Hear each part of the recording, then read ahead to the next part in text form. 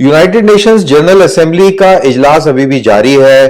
काफी अभी मुल्कों के सरबराह अपनी अपनी बात कह रहे हैं। मुल्क अपने स्पष्टीकरण दे रहे हैं अगर उनके ऊपर कोई एलिगेशन लगाई गई है तो, और इंडिया की तरफ से भी कुछ स्पष्टीकरण दिए गए हैं, उसके बारे में भी बात करूंगा। लेकिन पहले मैं उस प्रेस कॉन्फ्रेंस के बारे में बात करूंगा जिसमें एंथनी ब्लिंकन ने F-16 के हवाले से पूछे गए सवाल का जवाब दिया।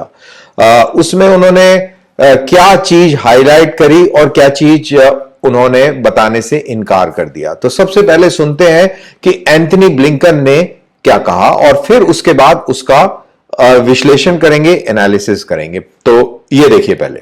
The F-16s again, and it's important to be very clear.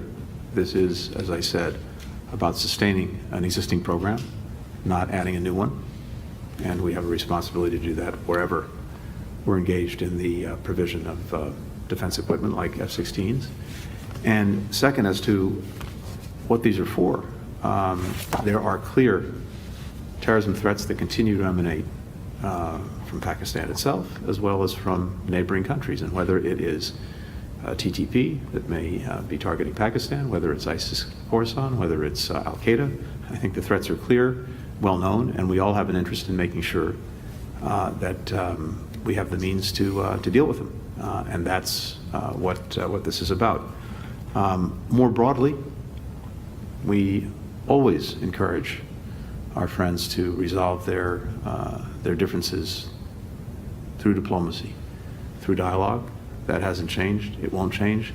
It would not be appropriate for me to characterize Pakistan's response, just as I wouldn't characterize our friend's response in a similar conversation. Thank you. तो आपने Anthony Blinken की बात सुनी। Anthony Blinken ने ये कहा कि हमारा रिलेशनशिप पाकिस्तान के साथ है और अहम रिलेशनशिप है, और उसके अंदर हमने ये जो F-16 को की मरम्मत के लिए जो पैसे दिए हैं, ये सिर्फ मरम्मत के लिए पैसे दिए हैं, कोई एडिशनल उसके अंदर उनकी काबिलियत में इजाफा नहीं हो रहा है। और इस पूरी प्रेस कॉन्फ्रेंस के दौरान अलग अलग मौकों पर उन्होंने कई सवालों के जवाब दिए। इंडिया की तरफ से जयशंकर वहां पर थे, उन्होंने भी बात करी, और एंथनी ब्लिंकन ने एक जगह पर यह भी कहा कि इंडिया और पाकिस्तान को एक साथ बैठकर अपने मसलों को सुलझा भी लेना चाहिए। और उन्होंने ये भी इंडिया को बताया कि इंडिया के साथ हमारी रिलेशनशिप एक अलग पॉइंट ऑफ व्यू से है, एक अलग है, और पाकिस्तान के साथ एक अलग है। दोनों को बेसिकली वो ये कह रहे थे कि दोनों को जोड़ना नहीं चाहिए। जब इंडिया ने ये सवाल उठाया, या आपको याद दिला दूं, जयशंकर ने जब इंडो अमेरिकन कम्युनिटी के साथ जब उन्होंने बात करी तो उन्होंने कहा था कि F-16 को आपने पैसे दिए हैं F-16 की मरम्मत के लिए, हम सबको मालूम है कि वो कहां पे डिप्लॉयड है और वो किन के खिलाफ इस्तेमाल होंगे, आप बेवकूफ किसको बना रहे हैं। दरअसल ये उस बात पे था जिसमें एंथनी ब्लिंकन ने पहले ये कहा था कि F-16 का इस्तेमाल काउंटर टेररिज्म के लिए किया जाएगा। तो ये उस पॉइंट ऑफ व्यू से ये बात उन्होंने कही थी, और इसी बात का हवाला लेते हुए एंथनी ब्लिंकन ने भी बात करी, और फिर पत्रकारों ने भी उसी तरीके से सवाल पूछे। लेकिन एक पत्रकार का जवाब उन्होंने नहीं दिया, जिसमें पत्रकार ने उनसे पूछा कि जब आप पाकिस्तानी काउंटर पार्ट से मिले और आपने पाकिस्तानी काउंटर पार्ट को यह कहा कि आपको इंडिया के साथ बैठकर और अपनी समस्याओं को हल कर देना चाहिए क्योंकि आपका जो फ्यूचर है वो इंडिया के साथ कोऑपरेशन में ही है, तो आपको पाकिस्तान की तरफ से क्या अश्योरेंस दी गई और क्या पाकिस्तान ने कहा? तो एंथनी ब्लिंकन ने कहा कि इसका मैं जवाब नहीं दूंगा। अब मैं अंदाजा लगा रहा हूं कि पाकिस्तानी जो फॉरेन मिनिस्टर हैं बिलावल भुट्टो, उन्होंने क्या कहा होगा। उन्होंने ये कहा होगा कि हम इंडिया के साथ में बातचीत करना चाहते हैं, हम ट्रेड करना चाहते हैं, हम भाइयों की तरह रहना चाहते हैं, ब्ला ब्ला ब्ला, पूरी कहानी उन्होंने सुनाई होगी। लेकिन कश्मीर हमें दे दो, कश्मीर हमें दिलवा दो, ऐसे नहीं कहा होगा। उन्होंने कहा होगा कि कश्मीर के मुद्दे पर बात करवाओ और कश्मीर का मुद्दा जो है आप हल करवाओ, ये उन्होंने बात कही होगी। इसके अलावा वो और कोई बात कर नहीं सकते। बेसिकली कहने का मतलब ये है, अगर इसको दूसरे तरीके से बात रखी जाए पाकिस्तानी पॉइंट ऑफ व्यू से, कि हम इंडिया के साथ किसी भी हालत में दोस्ती नहीं करना चाहते, हम उनके साथ में उठना बैठना नहीं चाहते। हम चाहे हमारे ऊपर कितना भी वो कहर टूट जाए, लेकिन हम उनके साथ बात नहीं करेंगे और हम उनके साथ में नहीं जी सकते, क्योंकि उन्हें भी मालूम है कि कश्मीर भारत से पाकिस्तान को ट्रांसफर किसी भी हालत में नहीं होगा। उनकी सदियां, जनरेशंस खत्म हो जाएंगी, लेकिन ये ऐसा नहीं होगा। पाकिस्तान खत्म हो जाएगा, लेकिन कश्मीर पाकिस्तान को मिलने वाला नहीं है। तो ये बात उन्होंने कही होगी, लेकिन जाहिर सी बात है एंथनी ब्लिंकन ये चीज सबके आगे नहीं रख सकते। अब पाकिस्तान की तरफ से कई फोरम्स पे इंडिया के अंदर इंसानी हकूक यानी कि ह्यूमन राइट्स के ऊपर कई प्लेटफॉर्म्स पर उन्होंने बातें करी हैं। उन्होंने अपना एक पाकिस्तानी पॉइंट ऑफ व्यू रखा है कि इंडिया के अंदर माइनॉरिटी स्पेशली मुस्लिम्स के साथ बहुत खराब हो रहा है वगैरह वगैरह। तो इसका भी जवाब इंडिया की जो डिप्लोमेट है, वहां पर रिप्रेजेंटेटिव है, उन्होंने जवाब दिया। तो उन्होंने जवाब अंग्रेजी में दिया। पहले आइए इस शानदार जवाब को सुनते हैं और फिर इसके बारे में बात करते हैं। तो ये सुनिए पहले। Statement delivered by Pakistan under this agenda item. Mr. Vice President, it is ironical that Pakistan, a state whose foundation was laid on communal ideology, speaks of communal disharmony and religious intolerance. In its obsession with Puritanism, Pakistan has unleashed systematic persecution of its own minorities, including Shias, Ahmadiyas, Ismailis, and Hazaras, who are subject to sectarian violence and systemic discrimination daily. Abductions, forced conversions, and marriages of Hindus, Sikhs, and Christians are apt examples of Pakistan's flourishing policy of religious intolerance and hatred. Enforced disappearances, state violence, and forced mass displacements, harassment, extrajudicial killings, army operations, torture, kill and dump, torture camps, detention centers, military camps are rampant in Balochistan, Sindh, and Khyber Pakhtunkhwa.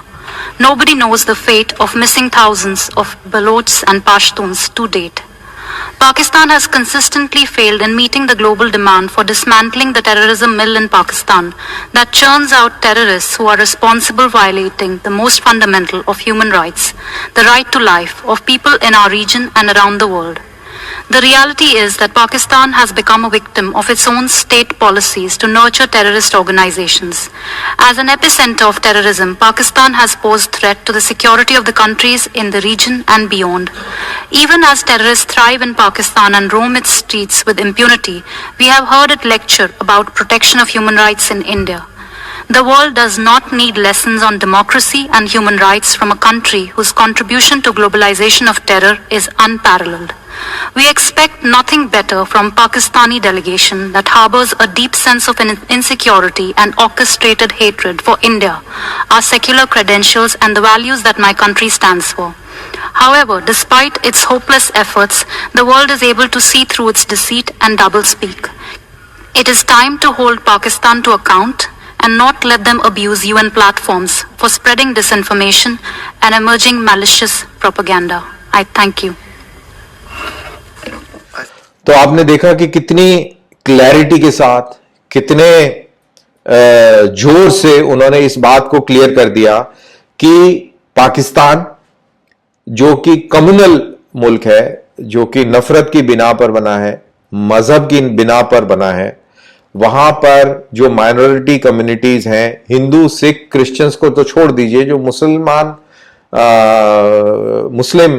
Bracket में जो minorities आती हैं, Shias हैं, हजारा हैं, अहमदिया हैं, उनके ऊपर कितना जुल्म सितम और रोज होता है, इसके बारे में उन्होंने बताया। उन्होंने ये बताया कि कैसे हिंदू और सिख और क्रिश्चियन लड़कियों को आए दिन अगवा किया जाता है, और उन्होंने पाकिस्तान के अंदर उसका जो रवैया है अकलियतों के प्रति, उसके बारे में उन्होंने बहुत अच्छी तरह हाईलाइट किया है और पाकिस्तान का जो असली चेहरा है वो सारी दुनिया के सामने रख दिया है। तो बहुत शानदार काम किया है। इनफैक्ट हमारा जो डिप्लोमेटिक कोर है, इसने बहुत ही जबरदस्त काम किया है इस यूनाइटेड नेशन जनरल असेंबली के पूरे सेशन के दौरान। कहीं से भी पाकिस्तान ने जो घेराबंदी करने की कोशिश करी अपने फॉल्स नैरेटिव्स को आगे रख के, उस सब का जवाब इंडिया ने बहुत एग्रेसिवली दिया है, बहुत शानदार तरीके से दिया है और दुनिया को भी समझ आ रहा है। सी ये बहुत इंपॉर्टेंट बात है। जितनी भी बातें हुई हैं इसमें सबसे इंपॉर्टेंट चीज ये है कि पूरी दुनिया को अब ये बिल्कुल क्लियर हो रहा है कि डबल स्पीक कौन करता है, इस दुनिया के अंदर ह्यूमैनिटी का दुश्मन असल में कौन है। और ये जो नैरेटिव बिल्डिंग और उसके चारों तरफ जो खेमेबंदी और जो मुस्लिम मुस्लिम मुस्लिम करके और जो वो पूरा एक जो एनवायरनमेंट बनाना कि हम विक्टिम है विक्टिम है विक्टिम है, ये जो एक्सपोज हो रहा है दुनिया के अंदर, इससे दुनिया का रवैया बदली हो रहा है। आपने नोटिस किया होगा अभी फिलिस्तीनियों के लिए लोगों का दिल अब नहीं धड़कता, क्योंकि अब लोगों को दिख गया है कि यार ये वहां जाके इजराइल में जाके किसी को चाकू मार देते हैं, कहीं पे बम फोड़ देते हैं, कहीं कुछ कर देते हैं।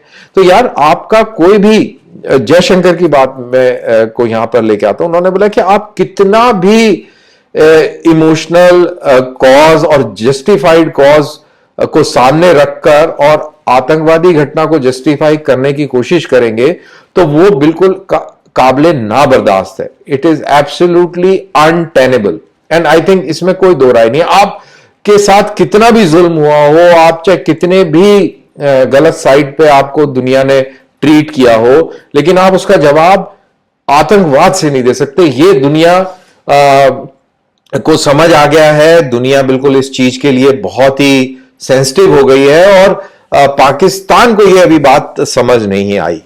तो ये और आई है तो समझना नहीं चाहता, क्योंकि देखिए पाकिस्तान की बड़ी कॉम्प्लेक्सिटी है। अगर पाकिस्तान अपना डायरेक्शन चेंज करता है, इसको मैं कैसे समझाऊं ये या मैं इसको ऐसे कहता हूं कि आपने आलू गोभी की सब्जी बनानी है, आपने सब्जी काटी, मसाले रखे और उसको बनाने का एक तरीका है, तो आपने वो कढ़ाई पे चढ़ा दी।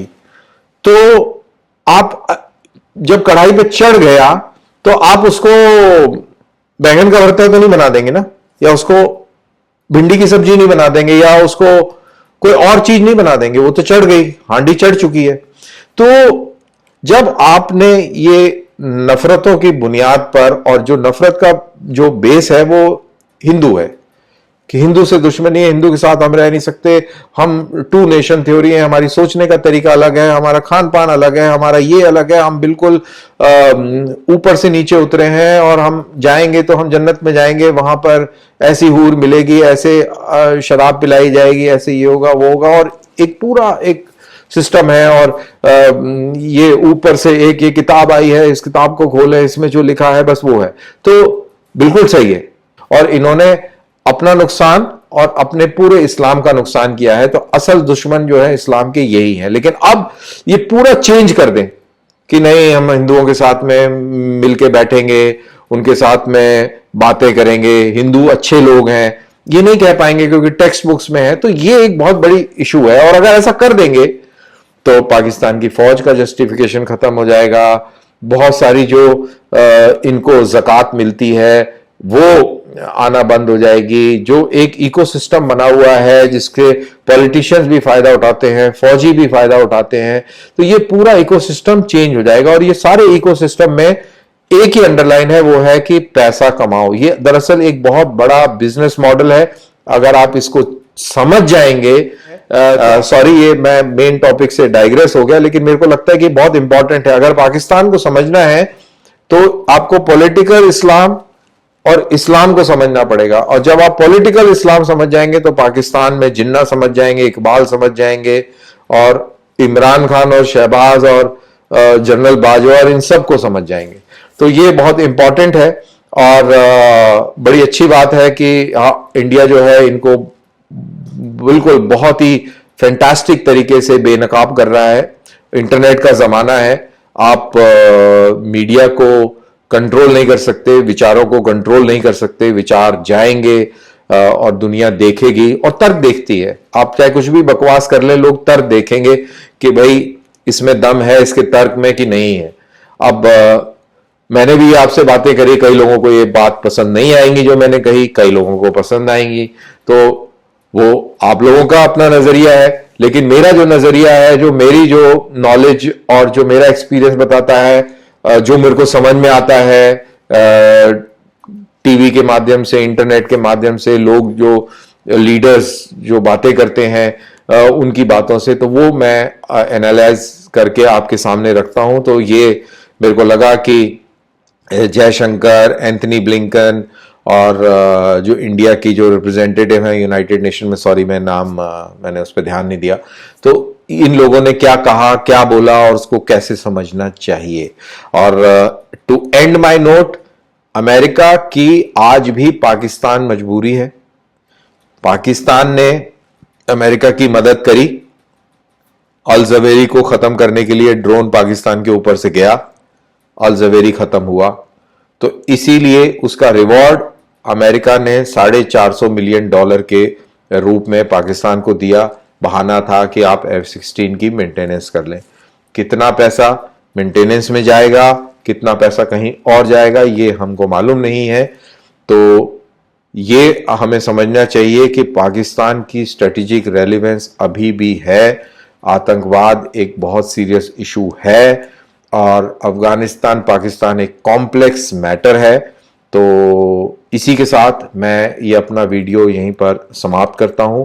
आपको पसंद आया हो तो इसको लाइक कीजिए, शेयर कीजिए और मेरे चैनल को सब्सक्राइब कीजिए। फिर मुलाकात करते हैं किसी नई स्टोरी के साथ। मुझे दीजिए इजाजत। जय हिंद।